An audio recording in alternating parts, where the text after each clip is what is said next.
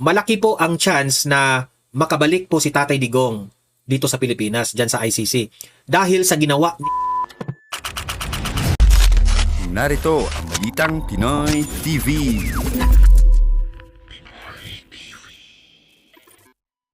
Okay, at ito nga, pag-usapan natin si Vice President Inday Sara Duterte. Pag-usapan rin natin itong si former President Rodrigo Roa Duterte kasi meron pong motion na ginawa itong si Kitty Duterte sa Supreme Court. Okay? Pag-usapan rin natin yan. At pag-usapan natin itong parang girian, awayan dyan sa Senado, no? Sa minority at dito sa majority. Kung naalala po ninyo, nag-away-away sina Cayetano, si Robin Padilla at si Kiko Pangilinan. Okay? Pag-usapan rin natin yan itong si Senator Cayetano, no? Na ang mga senador ay gustong ipaharap si Senator Bato sa ICC, which is pumalag ang majority dito, di ba? Pilipinong-Pilipino, tapos papansinin natin itong mga dayuhan na ito, di ba? Insulto yan sa atin.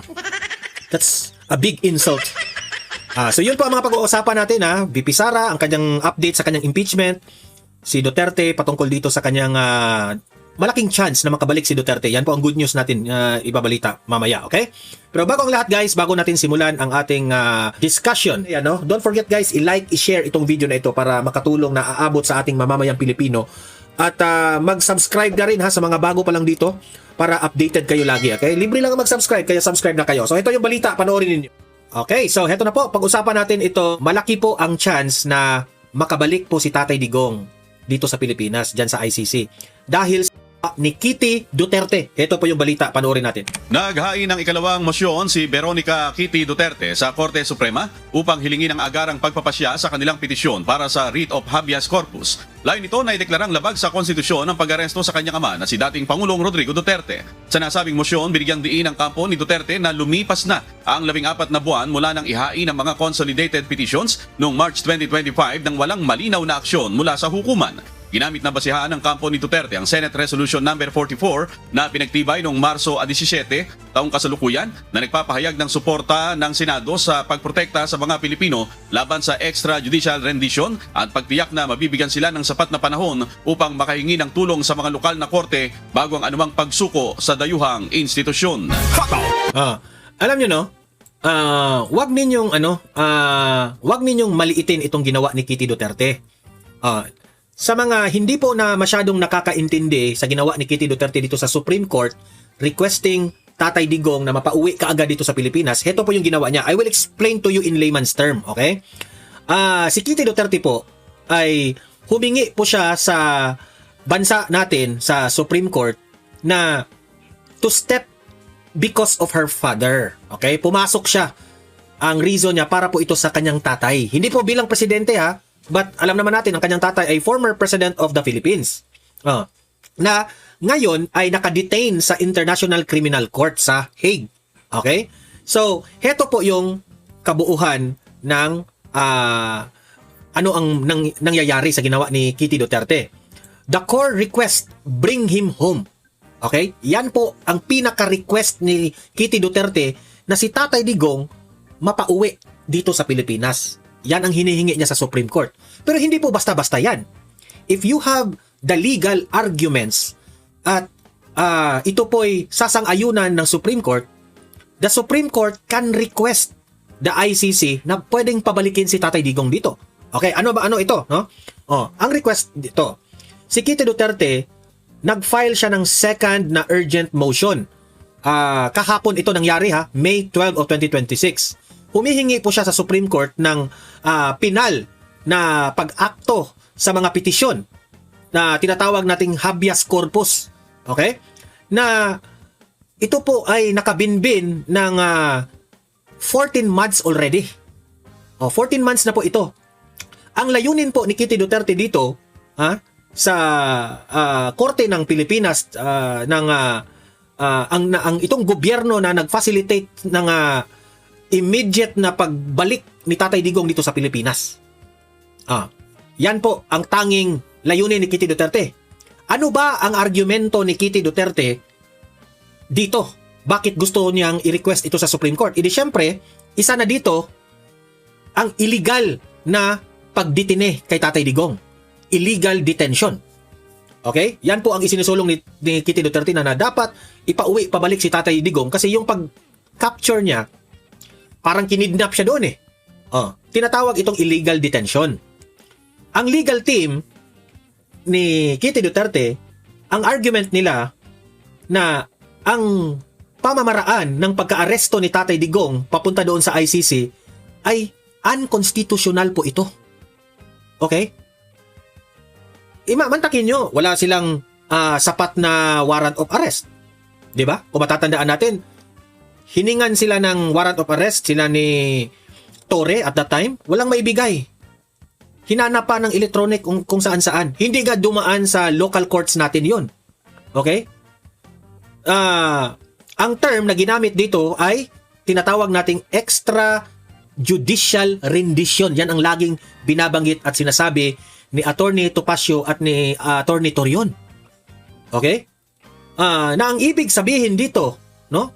Sa madaling salita, naniniwala po sila na si Tatay Digong ay dinala doon sa mga dayuhan na korte na hindi naman ito nag-follow ng proper legal steps na dapat ito ay i-require ito sa ating Philippine law. Yan ang pinakaunang argumento ni Kitty Duterte. Okay? So dapat ipauwi si Tatay Digong kasi illegal yung ginawa niya papapunta doon. So yan ang hinihingi niya sa Supreme Court ngayon. And bakit? Ang sabi pa ni Kitty Duterte dito, ngayon na. Okay? Yan po ang request niya sa Supreme Court na ngayon na. Urgency. Now na. Now na. Ngayon na. Bakit? Bakit ngayon na? Bakit may karapatan po na mag-request si Kitty Duterte ng ganyan? Meron po itong dalawang major na pangyayari. Recently, na nakatrigger dito. Okay? Ito. Ang ICC trial nagkumpirma noong April 23 of 2026.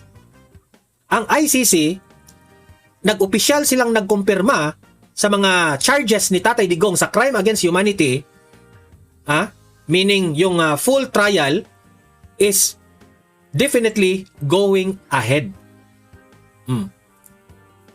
Yan ang una. Ang pangalawa, itong tinatawag na the Senate standoff. Just a day before her filing, there was a dramatic scene where NBI agents tried to arrest Senator Bato de la Rosa inside the Senate building on a similar ICC warrant. Kitty's camp argued that the Supreme Court's silence is giving the government a license to keep making this type of arrest. Kasi ayaw nilang maulit muli ang nangyari kay Tatay Digong at mangyari ito kay Senator Bato de la Rosa. So parang pinupukaw ni Kitty Duterte na eto na naman, nangyayari na naman. Mangyayari na naman sana ulit ito sa vicinity ng Senado. Kaya parang pinukaw ni Kitty Duterte ang Supreme Court na, hello, wake up. It's gonna happen again. Parang ganon. Hahayaan lang ba natin ito? Parang ganon. Okay? Kaya nga, urgent eh. Okay? Urgent. Now. Kaya nga, sa mga interviews at mga sinabi lately ni Senator Bato, dapat dadaan muna itong ICC sa tamang proseso. Hindi na sila basta-basta na lang mandadampot ng mga Pilipino tapos dalhin ka agad doon sa Hague. Wala na tayong respeto diyan sa ating saligang batas natin diyan. 'Di ba? Useless gawa-gawa tayo ng saligang batas tapos hindi naman pala nirerespeto ng mga dayuhan. Yan ang point ni Bato. Kasi po, ang argumento po sa legal team ni Bato, wala po silang karapatan para itong mga dayuhan na ito lilitisin ang isang Pilipino sa kanilang rules, sa kanilang law doon. May sarili po tayo eh. Ang sabi ni Bato, tanungin nyo muna ang Supreme Court kung papayag ba ang Supreme Court na dalhin ako doon. Ang may jurisdiction po kay Bato, o sabi ni Bato, ang may jurisdiction po sa akin, ang Supreme Court. Di ba? Bakit kayo ngayon, pumasok kayo dito sa Pilipinas at nagbida-bida kayo?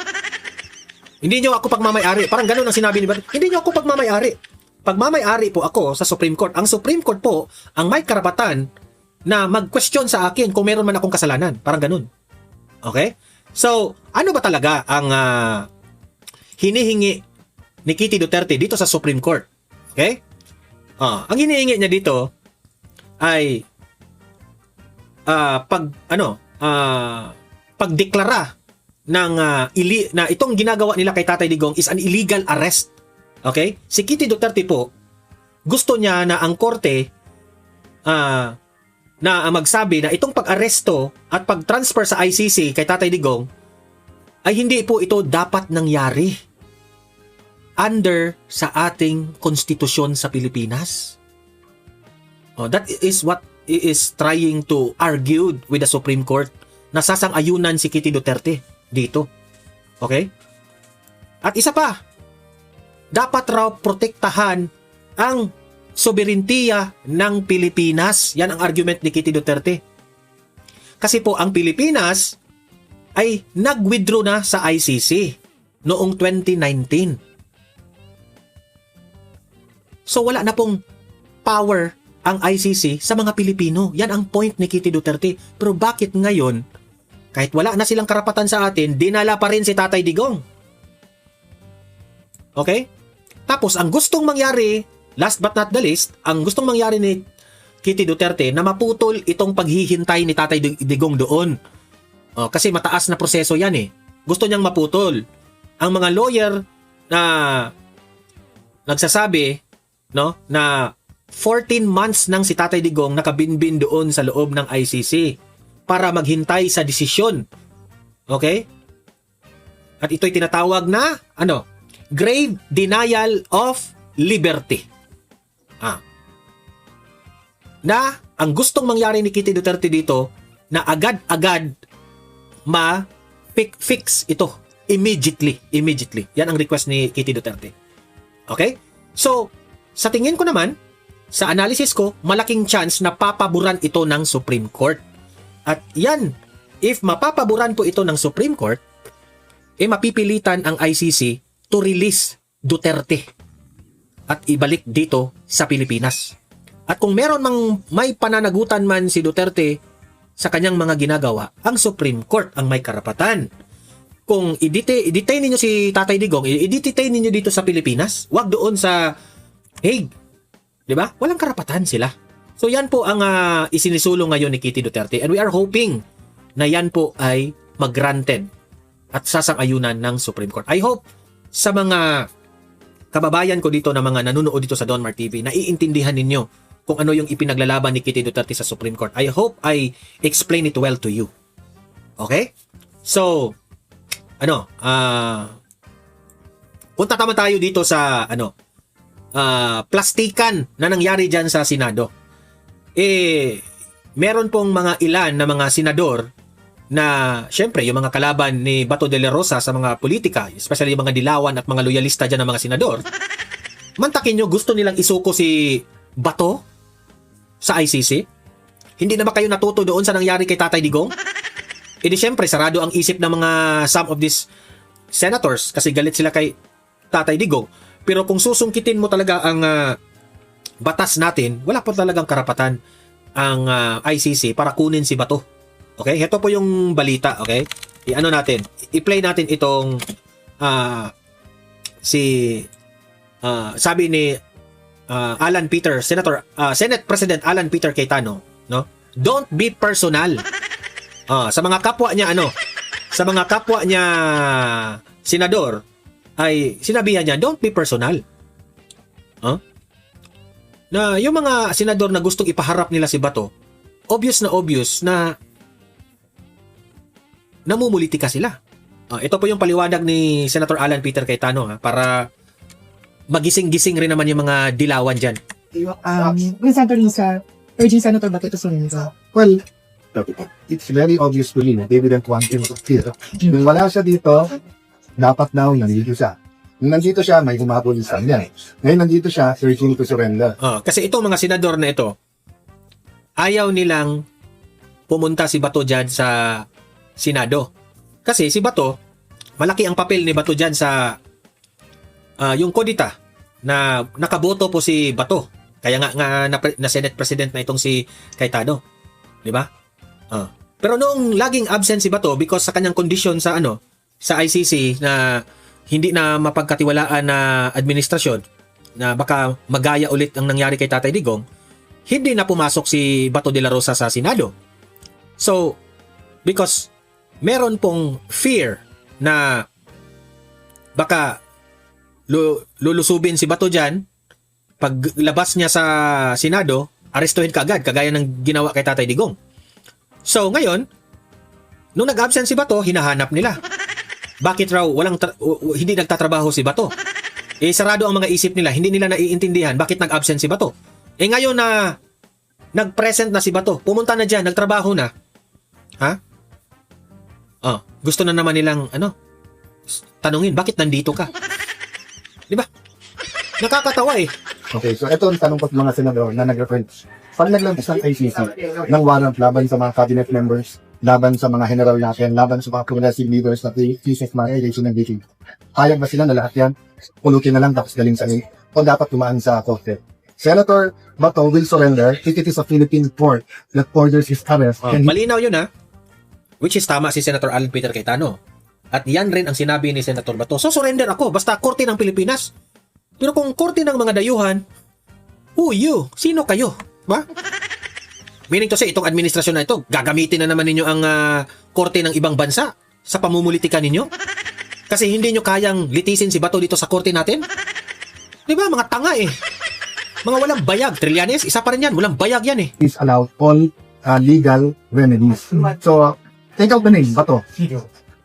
Ako, kahit kalabang ko, kahit a person I don't like, I want him to have all the legal remedies, to exhaust all the legal remedies. So, yun ang payo ko sa kanila. Don't be personal.